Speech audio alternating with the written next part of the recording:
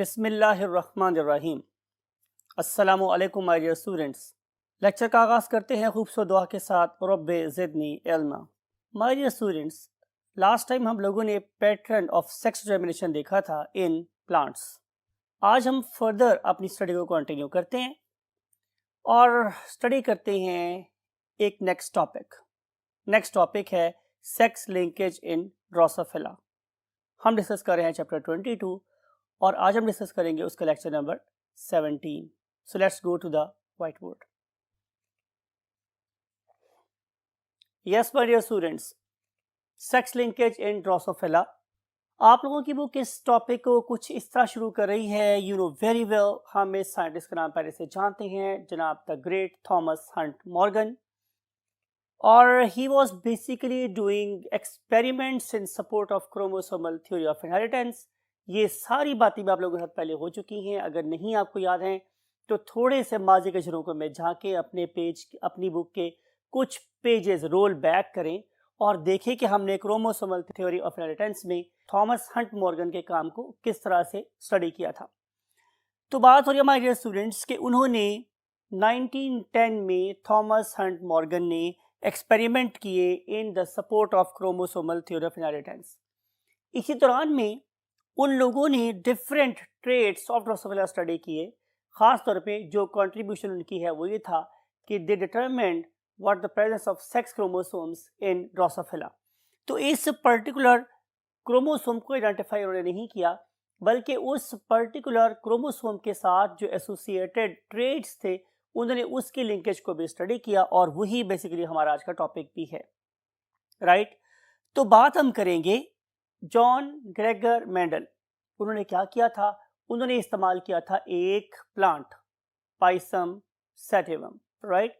लेकिन Thomas and Morgan ने इस दफ़ा प्लांट को इस्तेमाल नहीं किया बल्कि एक एनिमल को इस्तेमाल किया। तो देखते हैं कि उन्होंने एक्सपेरिमेंटल एनिमल कौन सा सिलेक्ट किया था। तो पता है, आप लोग पहले से पढ़ के आए हैं। Excellent, that is Drosophila melanogaster.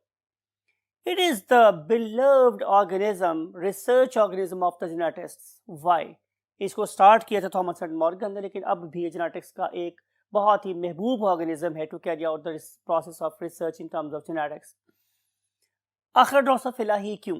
तो उसकी कुछ रीजन है जो आपकी बुक के येलो बॉक्स में गिवन है, उनको हम स्टडी करते हैं। तो जो सबसे पहली बात हमारे स्टूडेंट्स कि अगर आप इस पर्टिकुलर वीडियो को देखें तो आपको नजर आ रहा है कि देर आर सम फ्लाइज जो इन रॉटिंग फ्रूट्स के ऊपर होवरिंग कर रही हैं, मुंडला रही हैं, रोम अबाउट, ठीक है, fly here and there.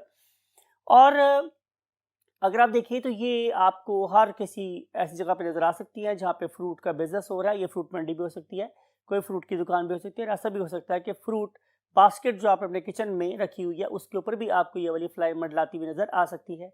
This very beautiful small size red eye fly is basically Drosophila melanogaster। तो चूंकि ये बहुत आसानी से कैप्चर की जा सकती है, पकड़ी जा सकती है, तो लिहाजा थॉमस एंड मॉर्गन ने इसी को सिलेक्ट किया for the study of its you can से research in genetics.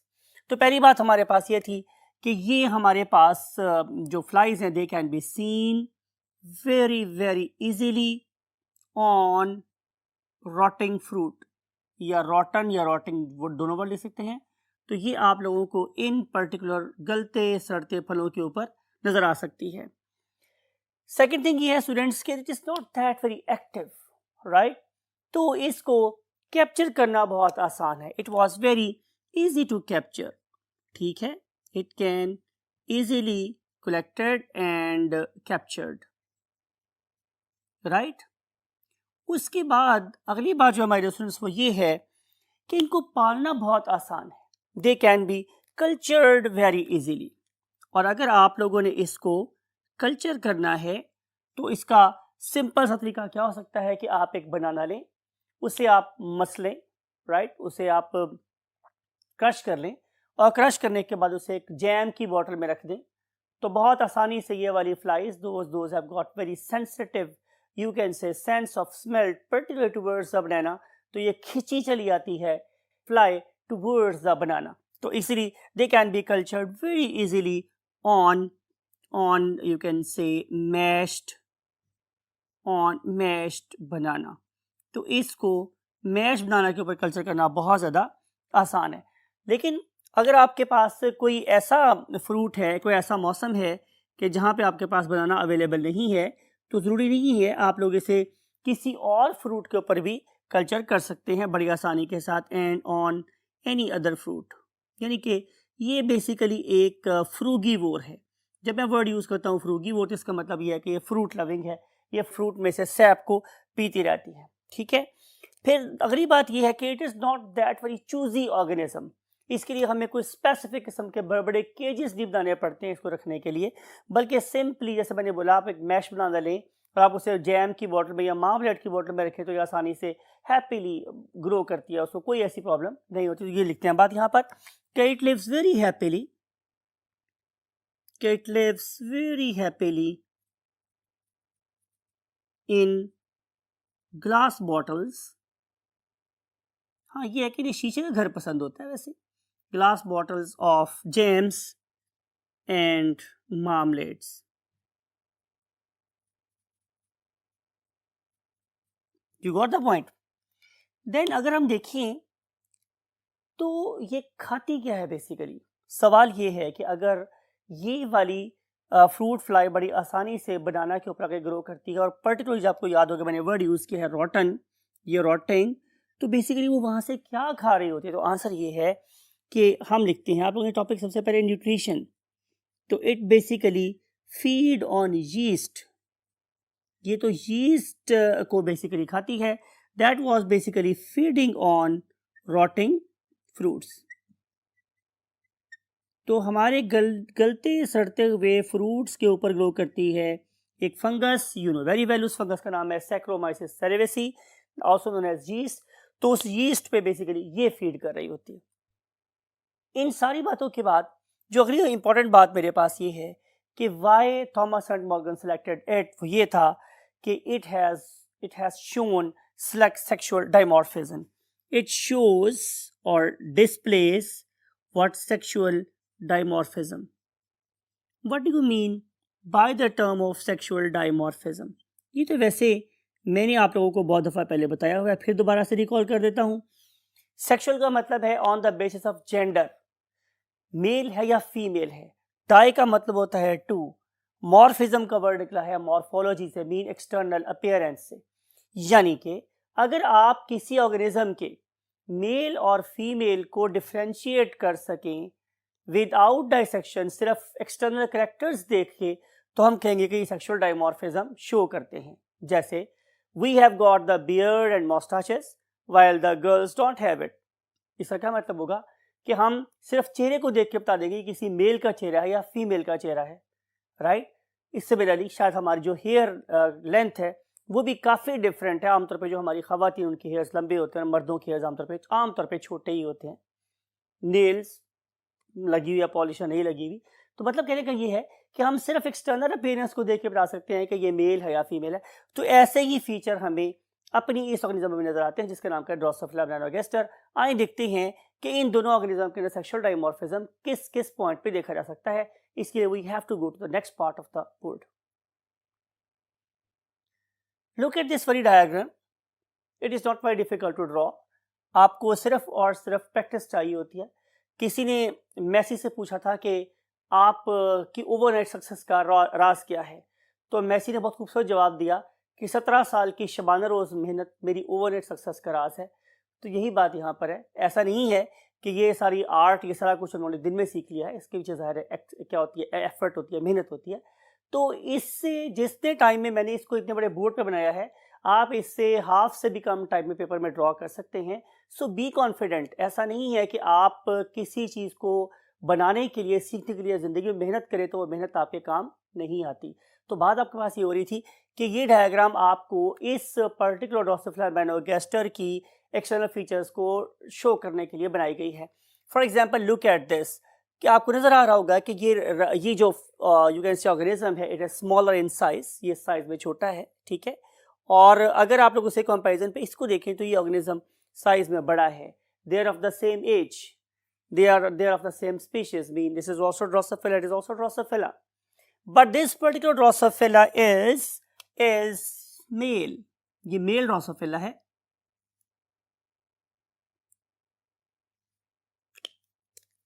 It is a male Drosophila. और जहां तक बात है इसके नेबर की, तो नेबर में इसके हमसाए में एक फीमेल ड्रोसोफिला रहती हैं, right. This is here, this is a female Drosophila.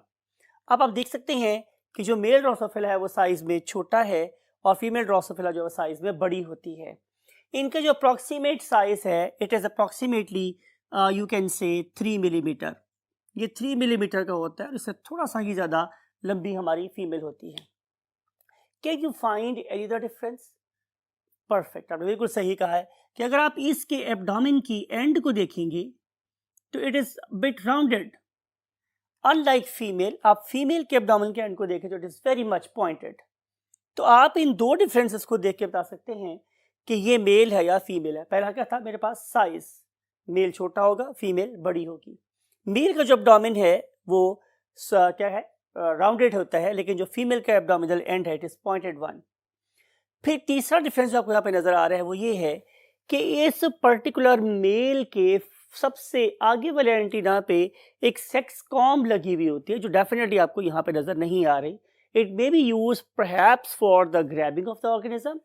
और इसके अलावा अगर आप देखेंगे तो एक और डिफरेंस आपको नजर आएगा कि जो हम यहाँ शो नहीं कर पाए, तो आपको इस वीडियो में दिखा रहे हैं कि मेल के पास स्पेसिफिक किस्म के क्या होते हैं? विंग्स होते हैं, जिसे वो स्पेसिफिक वे में वाइब्रेट करवा के स्पेसिफिक किस्म का म्यूजिक बजाता है और इसके अलावा उसके सामने टिपिकल किस्म का डांस करता है। This behaviour is called as a courtship behaviour. और उसके बाद यू कैन से कि जनरेशन नेक्स्ट स्टार्ट होती है। तो ये जो फीचर है presence of very very specific wings, ये सिर्फ और सिर्फ मेल में नजर आते हैं हम लोगों को, फीमेल में नजर नहीं आते।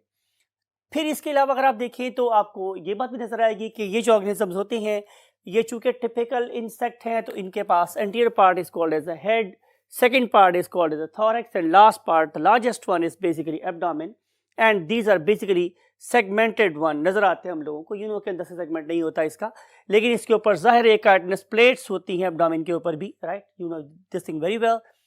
और इसके अलावा ये है कि इसके अंदर हमारे पास यूजुअली कंपाउंड आइज होती हैं और जो कंपाउंड आइज हैं there usual colour is you can से व्हाट? रेड। आमतौर पे इनका कलर रेड होता है, लेकिन अगर इसमें म्यूटेशन हो जाए तो वो जो रेड आई कलर है वो वाइट आई में कन्वर्ट भी हो सकता है। इसके बारे में इंशाल्लाह हम कल आपसे डिटेल में बात करेंगे। तो लिखते हैं आप लोगों के लिए कि सबसे पहली बात जो है वो मेरे पास क्या है कि they display of what? Sexual dimorphism. और जो मेरे पास सेक्सुअल डाइमॉर्फिज्म है उसकी बेस क्या है? Number one thing is the size, के पहली जो फीचर है वो मेरे पास साइज है।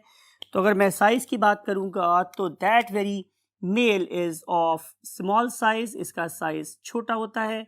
और जहां तक ताल्लुक है मोहतरमा का फीमेल का, तो हर साइज इज बिट लार्जर, तो इसका साइज बड़ा होता है, राइट।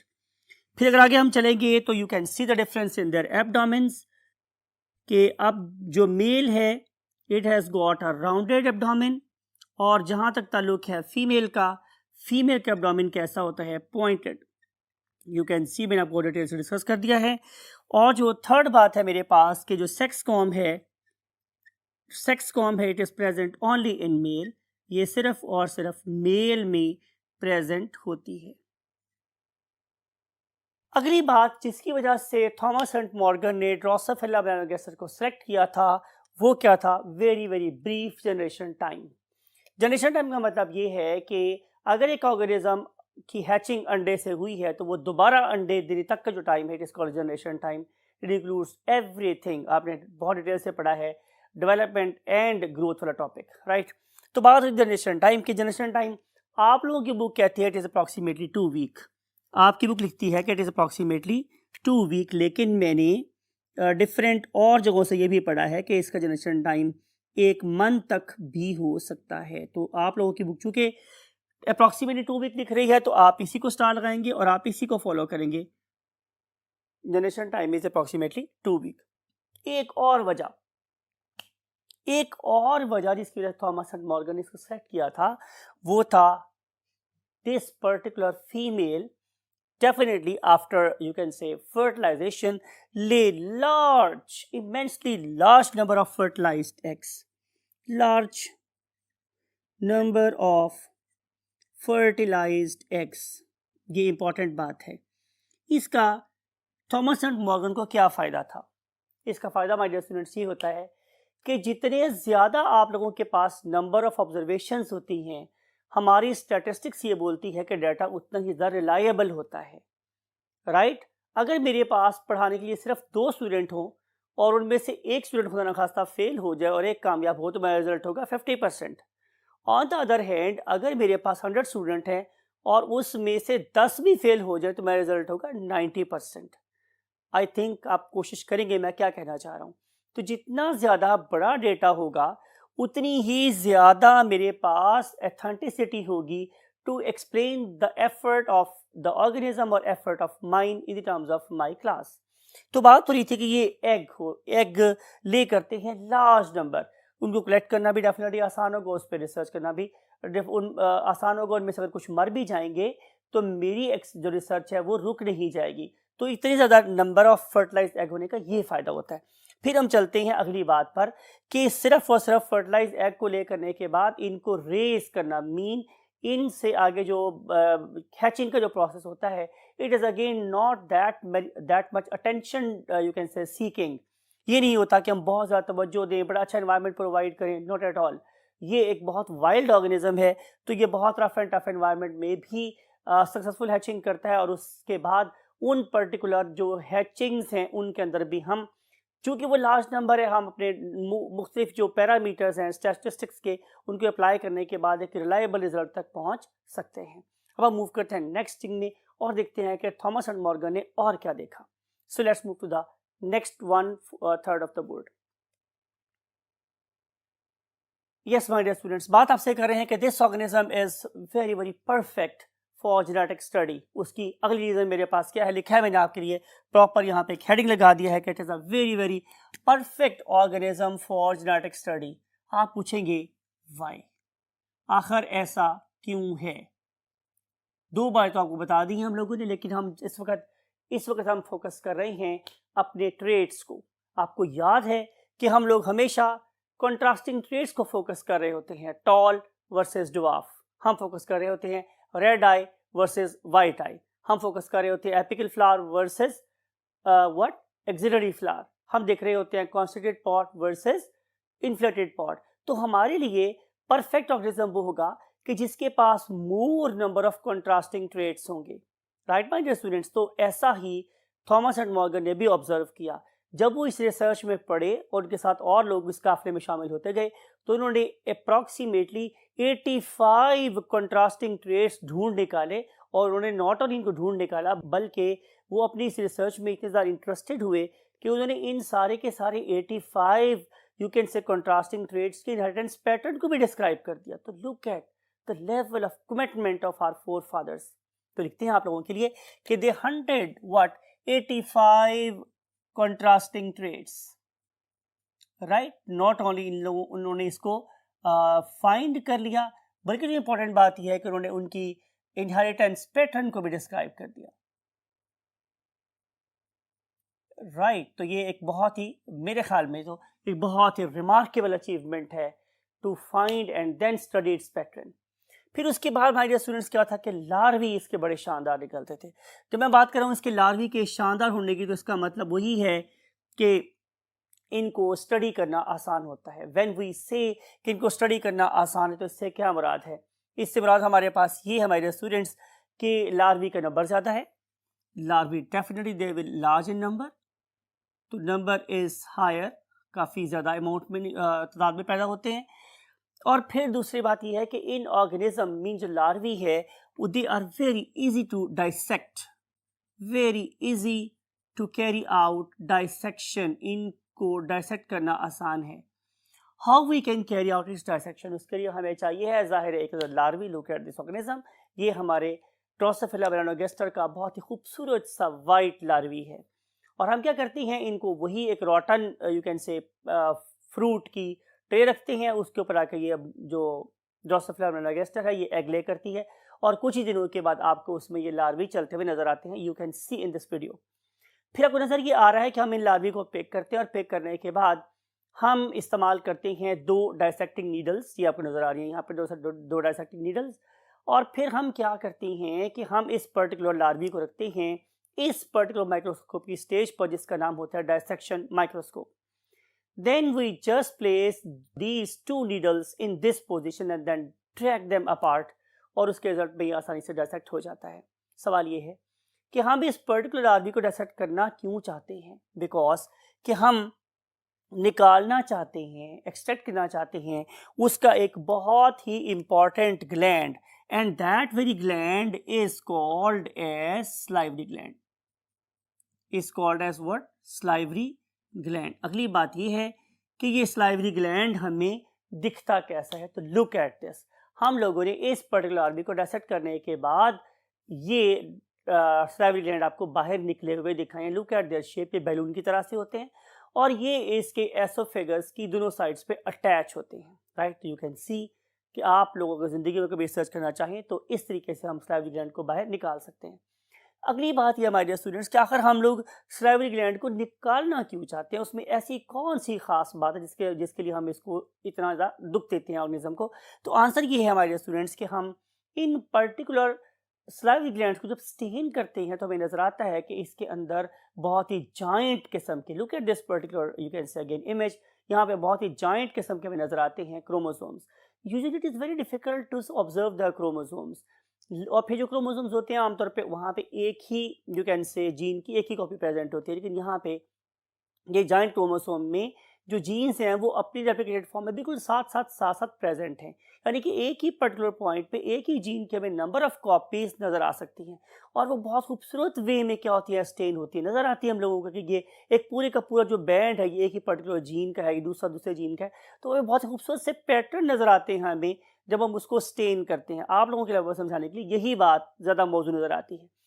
तो कहने का मकसद मेरे पास है माय डियर स्टूडेंट्स कि एक ऐसा क्रोमोसोम कि जिसके अंदर हमें पैटर्न्स बड़े खूबसूरत नज़र आ रहे होते हैं, वो बड़े थिक साइज़ का होता है, उसकी बहुत ज़्यादा आर्म्स होती हैं. उस पर्टिकुलर क्रोमोसोम को हम नाम देते हैं पॉलीटीन क्रोमोसोम का. राइट. क्या बोलते हैं हम उसे? पॉलीटीन क्रोमोसोम का. तो इस पर्टिकुलर पॉलीटीन क्रोमोसोम को बड़ी आसानी से देखा जा सकता है.